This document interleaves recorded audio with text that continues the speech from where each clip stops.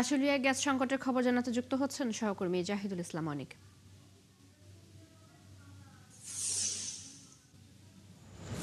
অনেক গ্যাস সংকট নিয়ে কি বলছেন সংশ্লিষ্টরা? সমস্যার এই সমাধান কবে নাগাদ হতে পারে, কিছু জানতে পেরেছেন কিনা?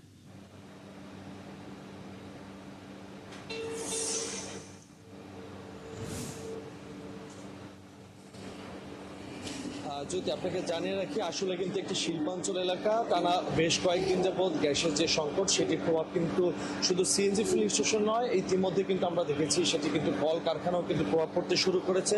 আপনাকে যদি আমি জানিয়ে রাখি, আমরা কিন্তু গেল দুদিন যাবৎ দেখছি যে এই গ্যাসের যে প্রভাব সেটি সিএনজি স্টেশনের পাশাপাশি কিন্তু ইতিমধ্যে কল কারখানা যারা পোশাক উৎপাদন করেন তারা যেমনটি বলছেন যে যাদের ড্রাই সেকশন কারখানা রয়েছে সেগুলোতে কিন্তু তিতাসের গ্যাসের প্রয়োজন, এবং সেই কারণে কিন্তু তারা কিন্তু ইতিমধ্যে তাদের যে কাঙ্ক্ষিত যে উৎপাদনের লক্ষ্যমাত্রা সেটি কিন্তু ব্যাহত হচ্ছে।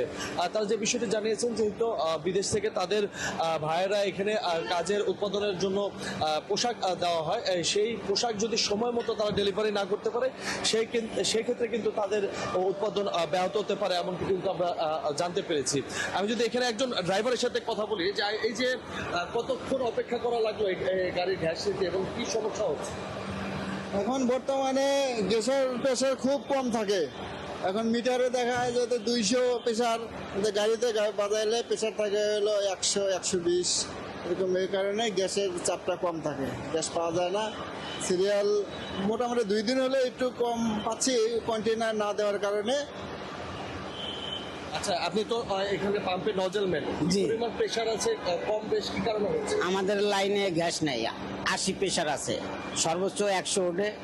আর গাড়ির চাপ মোটামুটি এখন আগের চেয়ে তুলনামূলক কম আছে, সব পাম্পেই গ্যাস মোটামুটি আছে, তবে লাইনে প্রেশার নাই। পাম্পে তো আগে কন্টেনার গ্যাস দিতেন, এখন তো এখন আর দেয় না, তিতাস না, অভিযান চালানোর পর না বললেতেছে, এখন আর কন্টেনার আমরা দেই না।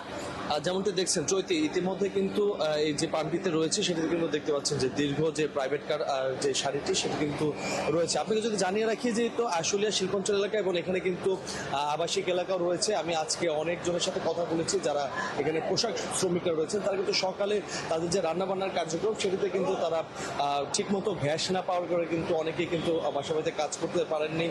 তাছাড়া আপনি যদি জানিয়ে রাখি যে সাভার এবং আশুলিয়া প্রায় 1700-র উপরে কিন্তু ছোট বড় শিল্প কারখানা রয়েছে, যাদের ড্রাই সেকশন কারখানাগুলো রয়েছে সেটা কিন্তু ইতিমধ্যে অনেক কারখানা আমরা দেখেছি যে তারা কিন্তু বন্ধ রেখেছে। তা চৈতি, এই ছিল আমার কাছে এখন পর্যন্ত সর্বশেষ খবর। অনেক আপনি আছেন সেখানে, খোঁজ খবর রাখছেন, নিশ্চয়ই পরবর্তীতে আবারও যুক্ত হয়ে আমরা জেনে নেব খবর।